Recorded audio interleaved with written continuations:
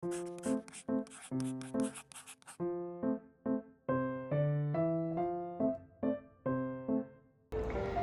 teman-teman, kami dari kelompok 2B akan menjelaskan mengenai transformasi digital pelayanan SKRK dan KKPR, yaitu untuk mendorong tata ruang inklusif melalui literasi digital ASN. Berikut ini saya akan menjelaskan jenis-jenis unit layanan publik yang menjadi lokus pengamatan fokus kami, yaitu yang pertama, Dinas PUPR Kota Mataram, yang kedua, bidang tata ruang di Dinas PUPR Kota Mataram, yang ketiga, seksi pemanfaatan ruang di bidang tata ruang Dinas PUPR Kota Mataram. Berikut ini saya juga akan menjelaskan jenis pelayanan publik yang akan kami terima dari masyarakat maupun pemohon. Yang pertama yaitu pembuatan dokumen SKRK. Apa itu SKRK? SKRK adalah surat keterangan kota. Yang kemudian kedua yaitu adalah dokumen KKPR atau kesesuaian kegiatan pemanfaatan ruang, baik itu yang berusaha maupun yang non berusaha. Kemudian kami juga akan memuat informasi tata ruang dari pemohon yang ingin mendirikan suatu bangunan atau suatu usaha di suatu wilayah. Kami akan menjelaskan informasi tata ruangnya. Kemudian adapun permasalahan pelayanan yang kami temui di unit bidang ini yaitu proses SKRK atau KKPR yang sering terlambat. Yang kedua, dokumen pemohon sering tidak lengkap. Yang ketiga, koordinasi tim belum optimal. Dan yang keempat adalah budaya kerja digital belum terbentuk.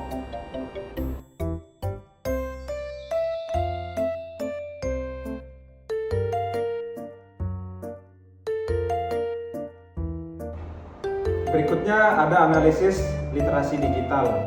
Yang pertama ada digital skill, di mana masalahnya masih banyak pemohon yang belum paham OSS dan cara upload dokumen. Solusinya adalah yang pertama video tutorial, yang kedua edukasi front office. Selanjutnya ada digital etik, di mana masalahnya yang pertama komplain tidak etis di media sosial. Yang kedua isian data yang manipulatif. Solusi yang diberikan adalah yang pertama, edukasi netiquette, yang kedua adalah fakta integritas digital.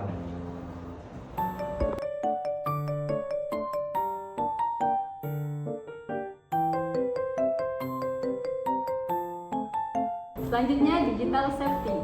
Masalahnya, data pribadi tidak terlindungi, dokumen sensitif dikirim manual.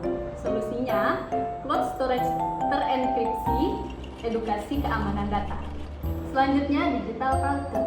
Masalahnya, koordinasi belum digital, tidak ada monitoring real time.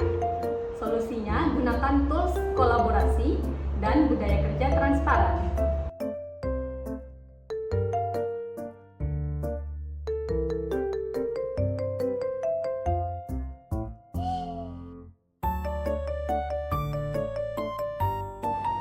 Ada beberapa ide kreatif yang bisa kita lakukan sebagai seorang aparatur sipil negara.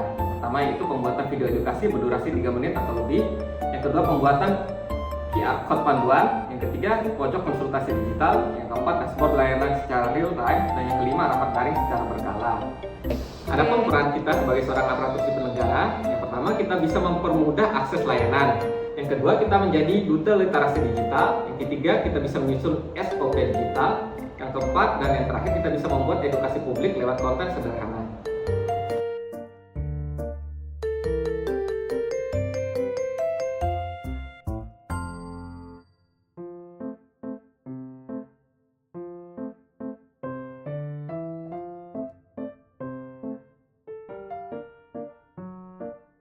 Oke, selanjutnya ada 17 glosarium dan analisis kasus. Yang pertama, lanskap digital. Pemahaman ekosistem digital seperti OSS dan Ciptaru. Yang kedua, ada mesin pencari dan pemilihan data. Gunakan Google ataupun OSS Hub untuk mencari panduan unggah dokumen.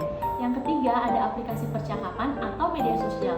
Gunakan WA atau Telegram untuk komunikasi yang lebih efektif. Dan yang keempat, ada interaksi dan transaksi elektronik. Proses dokumen secara transparan lewat sistem elektronik resmi. Dan yang kelima, ada dompet digital. Waspada transaksi digital, terutama pembayaran retribusi tidak resmi. Selanjutnya, ada etika berinternet. ASN wajib membalas pemohon dengan cepat, sopan, dan santun. Yang ketujuh, ada hoax atau konten negatif. Cegah penyebaran info palsu soal OSS atau layanan SKRK dan KKPR. Yang kedelapan, ada etika digital dan regulasi. Ikuti peraturan digital saat berinteraksi atau memproses permohonan. Yang ke-9 ada fitur proteksi perangkat keras, lindungi data OSS dengan antivirus dan password kuat di perangkat kantor. Yang ke-10 proteksi identitas digital, lindungi data pribadi pemohon saat unggah dokumen di OSS. Selanjutnya ada penipuan digital, waspada terhadap jasa ilegal untuk pengurusan OSS. Selanjutnya rekam jejak digital, jaga etika ASN dan pemohon di media sosial.